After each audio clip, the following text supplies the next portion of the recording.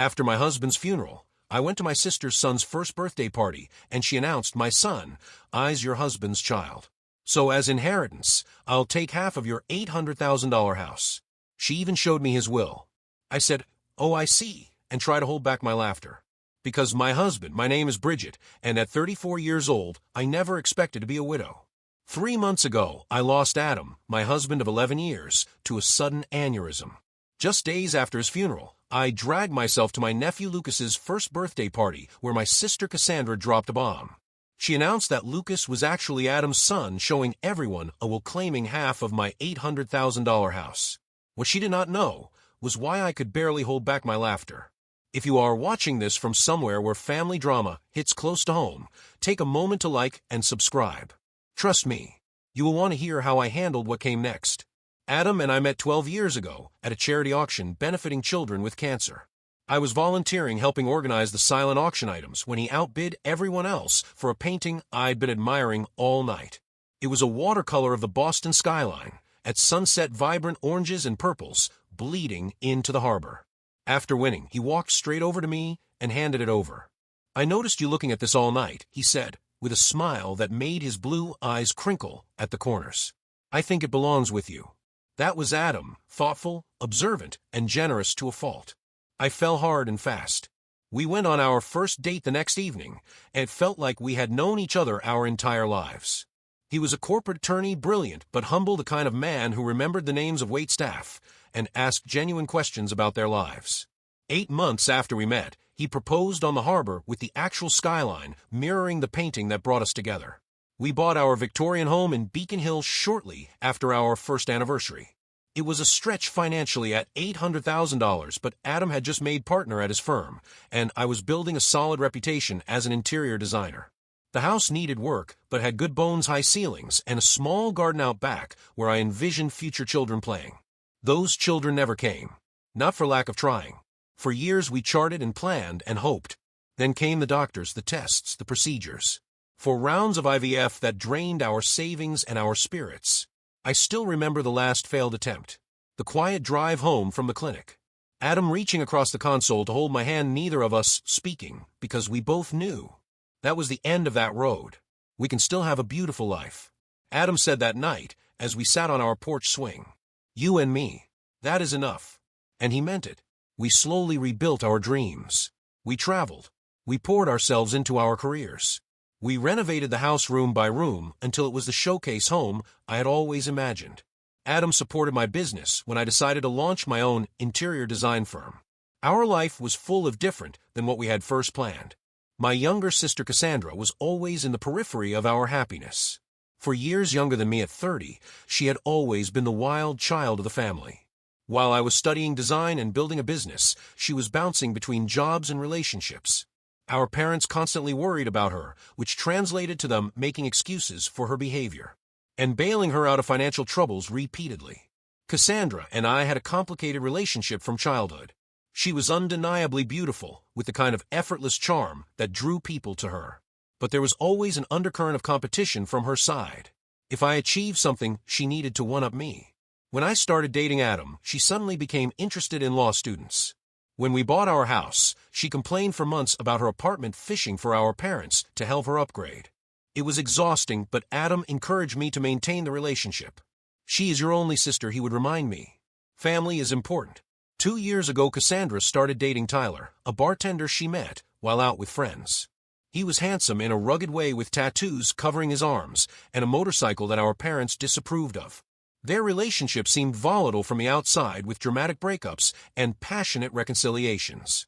Then came the pregnancy announcement at Thanksgiving dinner the year before Adam died. It was unexpected, to say the least. I was living into societal expectations. Yet there she was, announcing her pregnancy, with theatrical tears and declarations about the miracle of life. I felt the familiar sting of jealousy. After all our struggles, all our heartbreak, Cassandra had accidentally achieved what we had desperately wanted, but I pushed those feelings down. I was genuinely happy for her, and I was determined to be the best aunt possible to her child. Lucas was born a healthy 8 pounds 4 ounces. I was at the hospital with flowers and a handmade blanket I had spent months knitting. Cassandra seemed overwhelmed by motherhood from the start, often calling me in tears about Lucas's colic or her exhaustion. I stepped in as much as I could, sometimes watching Lucas overnight, so she could sleep. Adam was less involved with Lucas than I was. In retrospect, I thought it was because of our own infertility struggles that it might be painful for him to bond with a baby that was not ours. He was always kind when Cassandra brought Lucas over, but he maintained a certain distance that I never questioned at the time. Then came that terrible Tuesday morning. Adam complained of a headache before leaving for work. I suggested he stay home, but he had an important client meeting, just a migraine. He insisted kissing me goodbye. "I will call you after the meeting." That call never came. Instead, I got one from the hospital. By the time I arrived, he was already gone. Brain aneurysm, they said. Nothing could have been done. He was 36 years old. The next days passed in a blur of arrangements and grief. Cassandra was strangely absent during most of it, sending text messages claiming Lucas was sick or she could not find a babysitter. When she did appear at the funeral, she stayed, briefly keeping to herself and leaving before the reception. I was too numb with grief to think much of it at the time. 1 week after we laid Adam to rest, Lucas's first birthday arrived. The last thing I wanted to do was attend a children's birthday party, but family obligations pulled at me. "Adam would want you to go," my mother insisted during one of her daily check-in calls. He always said, "Family comes first." So I found myself driving to Cassandra's small rental house in a less desirable part of town.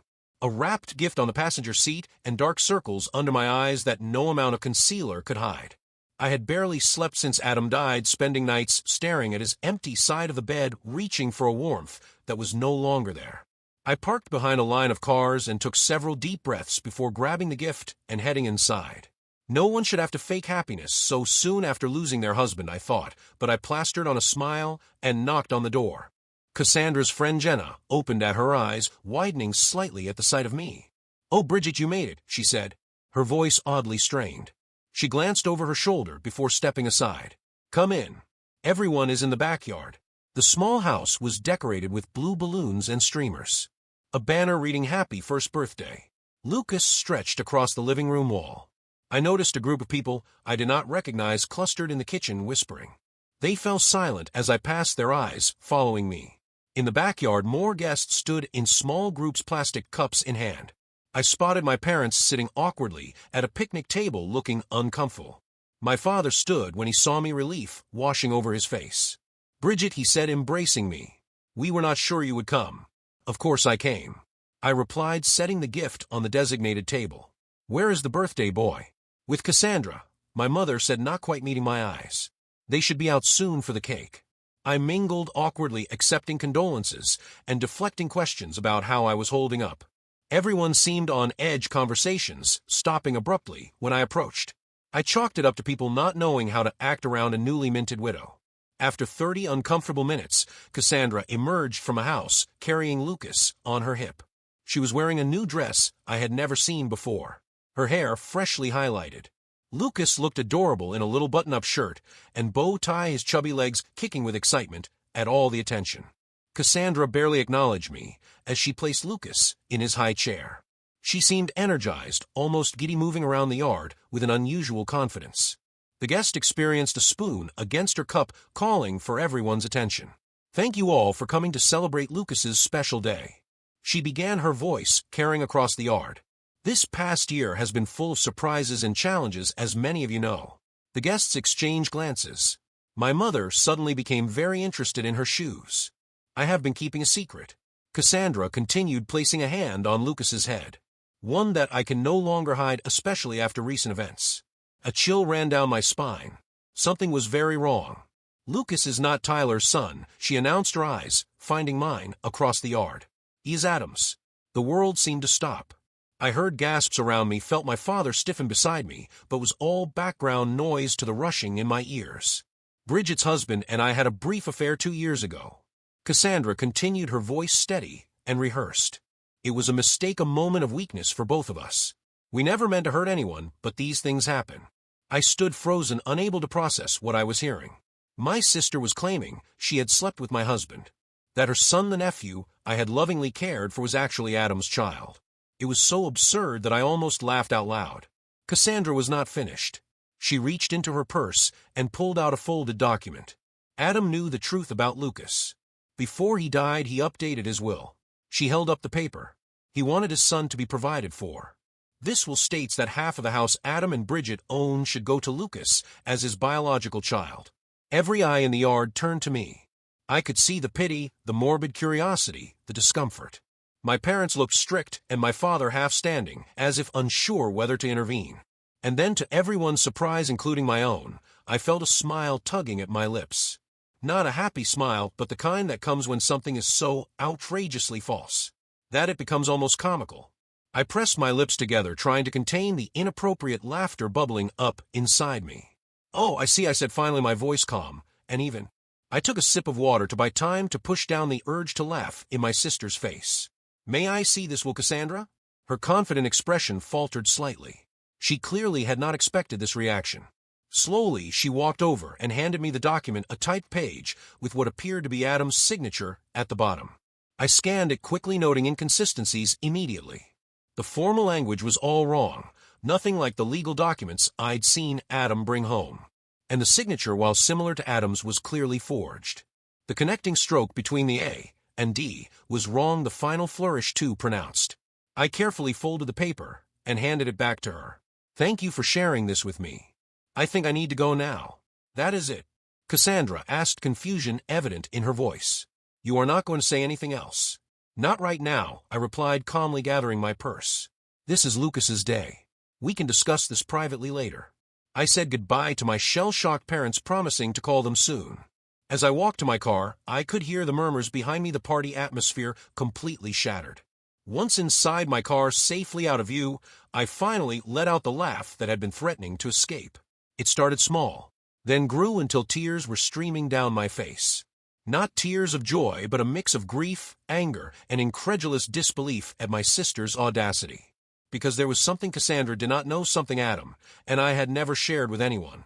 Something that made her elaborate lie not just hurtful, but impossible. The truth about Adam and Cassandra began 3 years ago, long before Lucas was even conceived. We had invited my sister over for dinner to celebrate her new job at a marketing firm, her longest employment to date. Adam had prepared his famous lasagna, and we had opened a good bottle of wine. It was a pleasant evening until I excused myself to take a work call from a client having a design emergency. The call took longer than expected, nearly 20 minutes of talking a wealthy client through hanging artwork. When I returned to the dining room, the atmosphere had changed. Adam looked uncomfortable, and Cassandra was sitting much closer to him than when I had left her hand on his arm, laughing at something I had not heard. I thought nothing of it at the time. Cassandra had always been affectionate, and the wine had been flowing freely. But later that night, as we were getting ready for bed, Adam seemed troubled. "There is something I need to tell you," he said, sitting on the edge of our bed, "and I do not want it to cause problems between you and your sister, but I also do not want to keep secrets from you." He explained that while I was on the phone, Cassandra had made a pass at him. Nothing dramatic, just inappropriate comments about how lucky I was to have him, followed by a suggestion that he deserved someone who could truly appreciate him. When he had rebuffed her, she laughed it off as a joke, saying I was too sensitive if he thought she was serious. I was hurt, but not entirely surprised. Cassandra had always pushed boundaries. We decided to let it go as an isolated incident, something caused by wine and her usual competitive nature, but it was not isolated. Over the next few months, Cassandra found ways to touch Adam whenever I was not looking, sent text messages that walked the line between friendly and flirtatious, and once showed up at his office uninvited, asking him to lunch. Each time Adam gently but firmly maintained boundaries and told me immediately afterwards. After the office incident, we confronted my parents about Cassandra's behavior. It did not go well. They suggested Adam was misinterpreting friendly gestures and that Cassandra just looked up to him as a brother.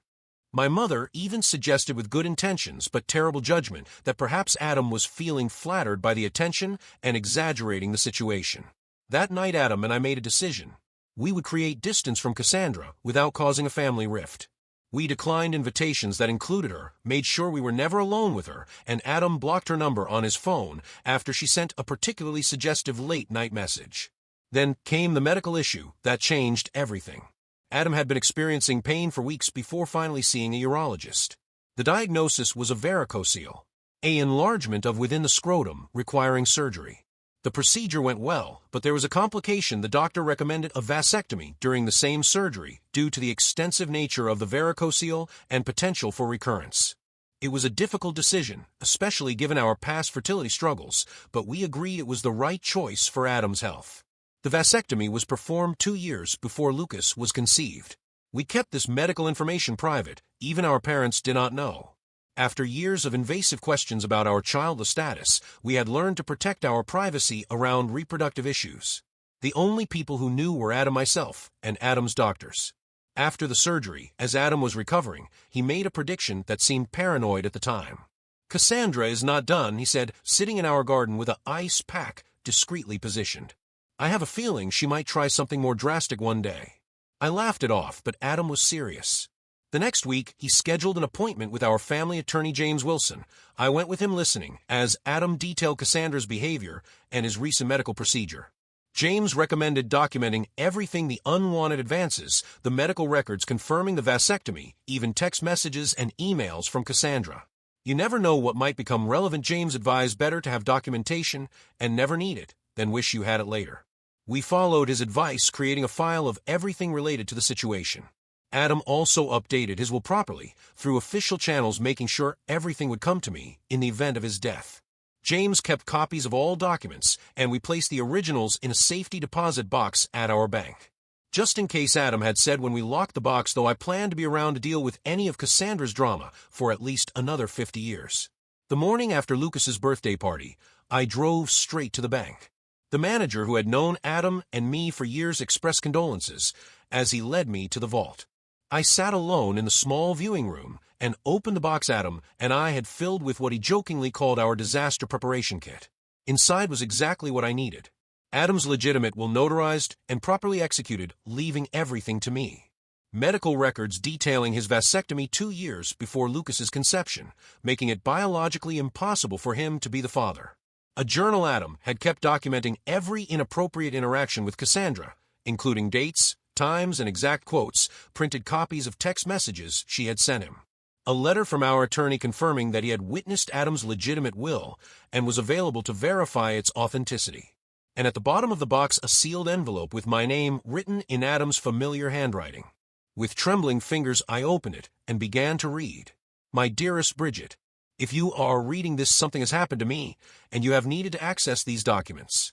I hope it is many years from now, when we are old and gray and Cassandra's antics are nothing but a distant memory we laugh about. But if not, if the worst has happened and she has tried to hurt you in my absence, please know that I tried to prepare for every possibility. Use these documents to protect yourself. I know how much you value family, how loyal you are to those you love. But you deserve to be protected from those who would take advantage of that beautiful heart of yours. I love you beyond words, beyond time. Whatever happens, know that, Adam." Tears streamed down my face as I read his words, feeling his love and protection reaching out to me even after death. My practical, thoughtful husband had anticipated this. Not the specific scenario, perhaps, but the possibility that Cassandra might try to use his death to her advantage. I carefully returned everything to the box, except what I needed: copies of the medical records, the legitimate will, and selected journal entries. Then I called James Wilson and scheduled an appointment for that afternoon. James Wilson's law office was in a converted brownstone in downtown Boston, the kind of place that exuded old money and discretion. I had only been there a handful of times with Adam, but the receptionist recognized me immediately, her expressions softening with sympathy. "Mrs. Preston," she said, standing to greet me. "Mr. Wilson is expecting you. Please accept my condolences for your loss." James was in his 60s with silver hair and reading glasses perched on the end of his nose. He had been Adam's mentor when Adam first joined the firm, and they had maintained a close friendship even after Adam moved to a different practice. He stood when I entered, coming around his desk to embrace me briefly. "Bridget," he said, gesturing for me to sit. I was devastated to hear about Adam. He was one of the good ones. He was, I agreed, my voice catching slightly, and it seems he was also right about preparing for the worst with my sister. I explained what had happened at the birthday party, showing him the forged will Cassandra had presented. James examined it, his expression growing increasingly concerned. "This is an amateurish forgery," he said finally. "The language is all wrong, and the signature, while similar, would never stand up to expert analysis. But the fact that she created this at all is deeply troubling." I showed him the documents from a safety deposit box, the medical records confirming Adam's vasectomy, the legitimate will, and Adam's journal documenting Cassandra's behavior over the years. Adam was nothing if not thorough, James said, reviewing the materials. These medical records alone disprove her claim about Lucas's paternity. The vasectomy was performed 2 years before the child was conceived. It is biologically impossible for Adam to be the father. What should I do? I asked. I do not want to humiliate her publicly, but I cannot let her take half of our home based on a lie. James leaned back in his chair, considering. First, we need more information. I recommend hiring a private investigator to look into Cassandra's current situation. There's likely a motivation beyond simple cruelty here. People rarely attempt fraud of this nature without financial pressure. He recommended Frank Delaney, a former police detective who now worked as a private investigator, often on cases for the firm. I agreed, and James made the call, immediately explaining the situation in broad strokes. Frank arrived an hour later, a stocky man with a Boston accent and no-nonsense attitude. He took detailed notes as I explained the situation, asking pointed questions about Cassandra's relationship, history, employment, and financial status. I realized how little I actually knew about my sister's current circumstances. We had grown further apart since Lucas's birth, with my attempts to be involved as an aunt often rebuffed or taken for granted. I will need a few days, Frank said when I had finished. My preliminary focus will be on her financial situation and relationship with the child's actual father. Is there anything else you can tell me about him? I shared what little I knew about Tyler, the bartender Cassandra had been dating when she became pregnant. I had only met him a handful of times, and he had seemed uninterested in family gatherings. Last I heard they were still together, but she rarely mentions him anymore, I said. He was not at the party yesterday, which I thought was strange for the father of the birthday boy. Frank nodded, making another note. That is a good starting point. I will be in touch soon. 3 days later, Frank called requesting a meeting at James's office. When I arrived, both men were reviewing documents spread across the conference table. Mrs. Preston Frank began once we were seated. I have uncovered some concerning information about your sister's situation. According to his investigation, Cassandra was in dire financial straits. She had accumulated over $75,000 in debt spread across credit cards, personal loans, and medical bills for Lucas, who had needed surgery for a heart defect shortly after birth. Her credit score was abysmal, and she had been rejected for 3 additional loans in the past month alone. She is also facing eviction. Frank continued, sliding a document across the table. This is a copy of the notice her landlord filed last week. She has until the end of the month to pay 4 months of back rent or vacate the property. As for Tyler, he had apparently abandoned Cassandra and Lucas shortly after the birth, moving to Seattle with a new girlfriend. He was paying minimal child support, barely $200 a month, and even that irregularly. I also found these, Frank said, producing printouts of text messages. She has been telling friends about her plans to claim part of your house for weeks. These are messages between her and a friend named Jenna. I recognized the name as the woman who had opened the door at the party. The messages were damning. Adam's death is terrible, but maybe it's finally my chance to get what I deserve. That house is worth at least 800 Kelvin now. If I play this right, I'll have a nice nest egg for Lucas and me. The will is almost ready. My friend Dave is good with Photoshop and found a sample of Adam's signature online from some charity auction. It looks totally legit. Bridget has always been the golden child. Time for me to get my share. She got 11 years with a great guy. The least she can do is share the wealth now that he's gone. I felt physically ill reading the calculated coldness of my sister's words. This was not just opportunism. It was premeditated fraud designed to capitalize on my grief. There's more, Frank said gently. I ran a background check on Tyler Martin, the actual father. He has a history of domestic violence charges from a previous relationship and currently has a warrant out for unpaid child support for another child in New Hampshire. He is not someone you would want around your nephew.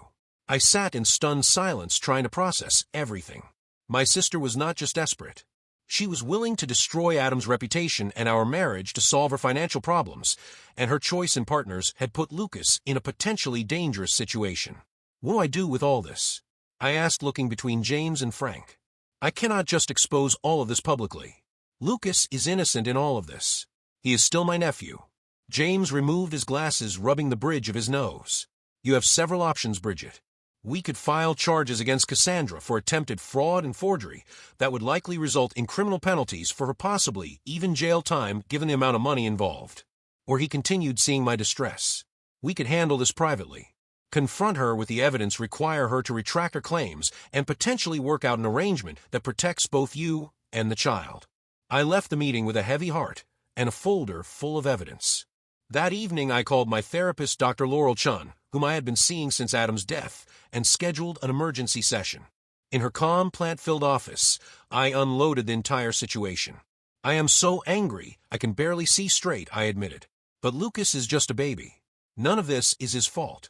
And despite everything, Cassandra is still my sister."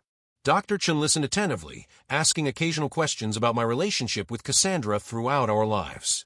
"It sounds like this pattern of competition and manipulation has existed since childhood," she observed. "The current situation is an escalation, not an anomaly. What would you do?" I asked desperately. "I cannot tell you what decision to make," she replied. "But I will say that compassion does not mean allowing yourself to be victimized. You can be kind, while still establishing firm boundaries and consequences." After much reflection, I decided on a course of action. I would confront Cassandra privately with all the evidence, offering her a choice: face potential legal consequences for her fraud, or accept a compromise that would provide for Lucas while requiring accountability from her. With renewed determination, I called Cassandra the next morning. "We need to talk about the will," I said when she answered. "Can you come to my house tomorrow afternoon?" "Just, Lucas." "I knew you would come around," she replied, sounding smugly satisfied. "I will be there at 2. I spent the morning preparing for Cassandra's visit, arranging documents in a logical order, and setting up recording devices on James's advice. Massachusetts is a two-party consent state, he had warned me, so you cannot record her secretly. But you can ask for her permission at the start of your conversation, framing it as a way to ensure you both have a record of any agreement reached. At precisely 2 o'clock, the doorbell rang. I took a deep breath, steadying myself before opening the door. Cassandra stood on the porch looking polished in a new outfit, her confidence evident in her posture. "Come in," I said, leading her to the living room, where I had set up 2 chairs facing each other, a coffee table between them with a recorder, water glasses, and a folder of documents. "I hope you do not mind if we record our conversation. It seems prudent given the legal nature of what we are discussing." Cassandra hesitated only briefly before nodding. "Sure, whatever makes you comfortable. Though I think this can be pretty straightforward, the will is clear." I turned on the recorder, stating the date and time, and confirming Cassandra's consent to be recorded. Then I sat back studying my sister's face. "Before we discuss the will, I would like to understand exactly what you are claiming happened between you and Adam." Cassandra launched into a well-rehearsed story about a supposed affair 2 years ago. According to her version, she and Adam had connected during a period when he and I were having problems. She claimed they met several times at a hotel downtown, that Adam had confessed his unhappiness in our marriage, and that Lucas was conceived during these encounters. "He always meant to tell you," she said, her eyes wide with practiced sincerity. "But then, Lucas was born with the heart condition, and he did not want to add stress to the situation. He promised he would provide for his son, though." I listened without interrupting, noting the inconsistencies in her timeline and the details that contradicted what I knew about Adams that period. When she finished, I began asking questions. "Which hotel did you meet at?" I asked. "The Mandarin Oriental," she replied quickly. "And what room do you remember?" She faltered slightly. "It was on a high floor. I do not recall the exact number." "What days of the week did you usually meet?" "Tuesdays? Sometimes Thursdays." "When he told you he was working late?" I continued with increasingly specific questions. "What did Adam typically order from room service? What side of the bed did he prefer? Did he shower before or after?" Details that only someone who had actually been intimate with Adam would number. Cassandra grew increasingly flustered, her answers becoming vague or contradictory. "Why does any of this matter?" she finally snapped. "The point is that Lucas is Adam's son, and the will proves Adam wanted to provide for him." "Actually," I said calmly, opening my folder, "both of those claims are demonstrably false." I placed the medical records on the table between us. 2 years before Lucas was conceived, Adam had a vasectomy following surgery for a varicocele. It was completely successful, confirmed by follow-up tests. It was physically impossible for him to father a child after that procedure. Cassandra's face drained of color. She picked up the medical records with trembling hands, scanning the clinical language and dates. "These could be faked," she said weakly. "They are not," I replied. "And Adam's doctor is prepared to testify to their authenticity, if necessary. But that is just the beginning." Next, I produced the legitimate will, notarized and properly filed with the court.